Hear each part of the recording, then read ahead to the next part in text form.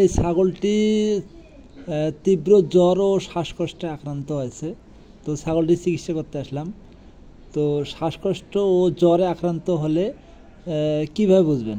তো প্রথমে হচ্ছে দেখবেন এর শ্বাস প্রশ্বাস বেড়ে যাবে, ঘন ঘন কাশি দেবে, তারপর হচ্ছে মুখ দিয়ে একটু লালা ঝরবে, খাওয়ার রুচি বন্ধ হবে, একটু ছাগলটা ঝিক পারবে, পেট অথবা কোনো ক্ষেত্রে একটু ফুলে যেতে পারে।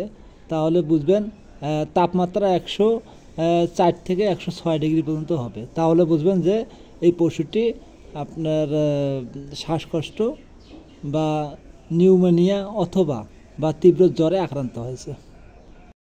তো আমি প্রথমে তাপমাত্রাটা মেপে নেব।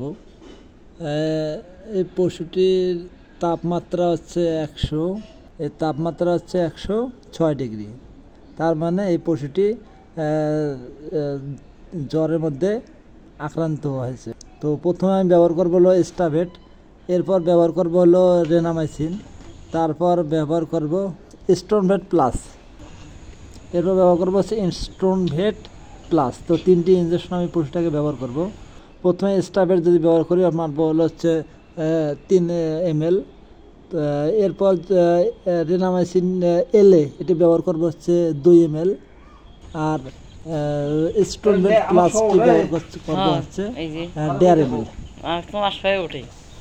2টি ইঞ্জেকশন ব্যবহার করব আপনি গভীর মাংসের মধ্যে, আর একটি ব্যবহার করব হবে হচ্ছে চামড়ার নিচে।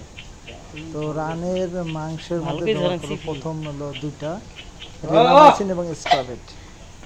পরে যেটা ইঞ্জেকশন করব হলো আপনার স্টোনভেট প্লাস, সেটি ব্যবহার করব চামড়ার নিচে।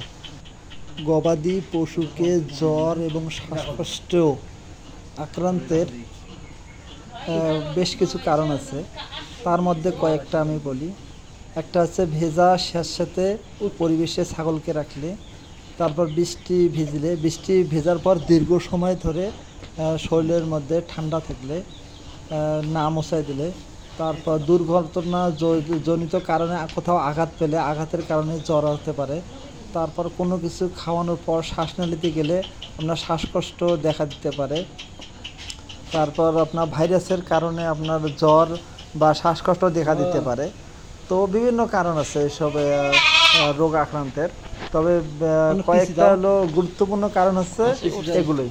তো আরও অনেক কারণ আছে। তো আপনারা ভেজা স্যাঁতসেঁতে পরিবেশে ছাগলকে না রাখার চেষ্টা করবেন। বৃষ্টি ভেজার পর আপনারা পরিষ্কার করার গাটা মুছে দেওয়ার চেষ্টা করবেন। এই পশুটির যেহেতু শ্বাসকষ্ট আছে, তো শ্বাসকষ্টের জন্য আমি ডাইলোরের সিরাপ দেবো।